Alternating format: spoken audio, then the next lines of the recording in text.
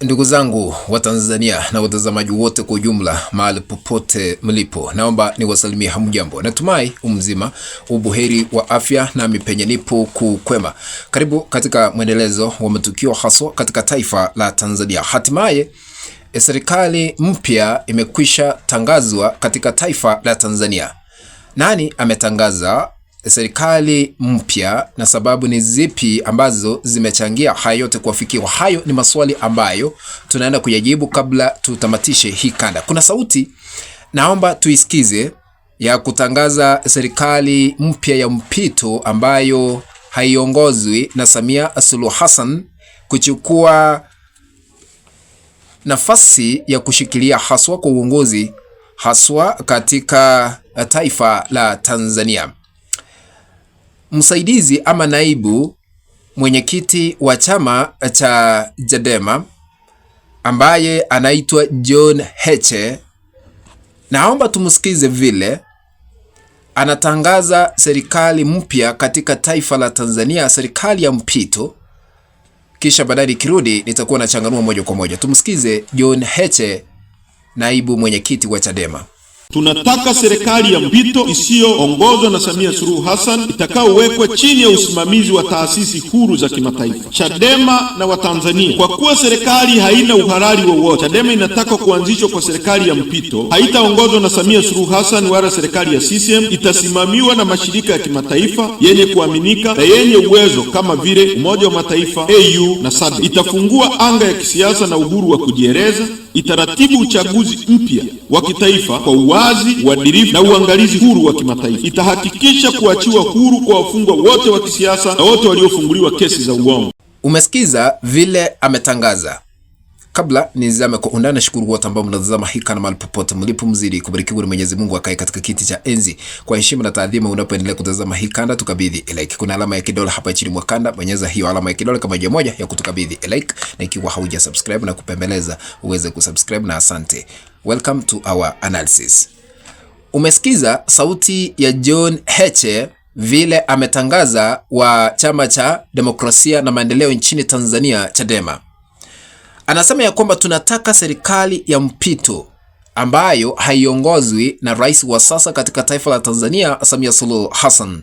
Kumaanisha ametangaza serikali mpya ambayo inastahili kuendesha shughuli zote katika taifa la Tanzania. Namba 2, anasema ya kwamba hatutaki Suluhu maana serikali yake haina uhalali, ni kulingana na yeye, na anasema ya kwamba tunataka serikali ambayo itasimamiwa na mashirika mbalimbali ya kimataifa, na serikali ambayo itafungua uhuru nchini Tanzania haswa kwa kujieleza, kuruhusu mambo ya maandamano na uchaguzi mpya uweze kufanyika. Mbona wanatangaza ama wanahitaji serikali ya mpito ishikilie katika taifa la Tanzania? Number 1, hawatambui Samia Suluhu Hassan kama rais haswa katika chama cha Chadema. Kwa nini? Katika uchaguzi uliopita wa mwaka 2025 ulifanyika tarehe 29 Oktoba mwaka huu, yule ambaye alikuwa na umaarufu mkubwa kuwania kiti cha urais ambaye ni Tundu Lissu na yule wa ACT Wazalendo Mpina waliweza kuzuiliwa kuwania kiti cha urais. Baada ya Samia kuwafungia kuwania kiti cha urais, sasa hawatambui kwamba Samia aliweza kuchaguliwa kihalali. Ndio maana wanasema hawatambui serikali ambayo inaongozwa na Rais Samia Suluhu Hassan. Ndio maana wanasema ya kwamba haiwezekani, wanataka serikali ya mpito ili uchaguzi mpya uweze kuandaliwa katika taifa la Tanzania, ili Watanzania waweze kushiriki uhuru na uwazi na haki kwa kumchagua yule ambaye atakuwa rais na kuwasimamia Watanzania wote kwa ujumla. Kwa sababu tuliweza kushuhudia maandamano yakifanyika hapa na pale baada ya uchaguzi kukamilika, na baadaye tukashuhudia tume ya uchaguzi ikimtangaza Samia Suluhu Hassan kuwa mshindi kwa kujizolea ushindi wa 98%. Rekodi ambayo aliweza kuandikisha haijawahi rekodiwa. Jambo ambalo liliweza kuleta majibu ambayo ama maswali ambayo hayana majibu, kwa sababu wakati mitandao ilizimwa katika taifa la Tanzania, ni kivipi matokeo yaliweza kusambazwa kutoka eneo moja kuelekea eneo lingine ili kujumulisha pamoja na kutangaza nani ameshinda kiti cha urais, ubunge na udiwani.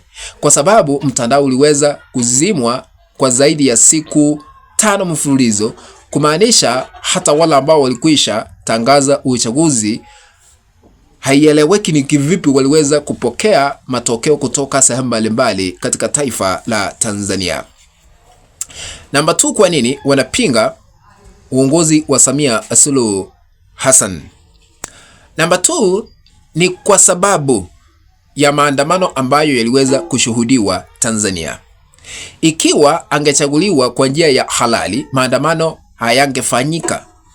Tuliweza kushuhudia vituo vya upigaji kura vikiharibiwa hapa na pale, makaratasi ya upigaji wa kura tukashuhudia yametapakaa kila mahali, barabarani, maeneo fulani pale.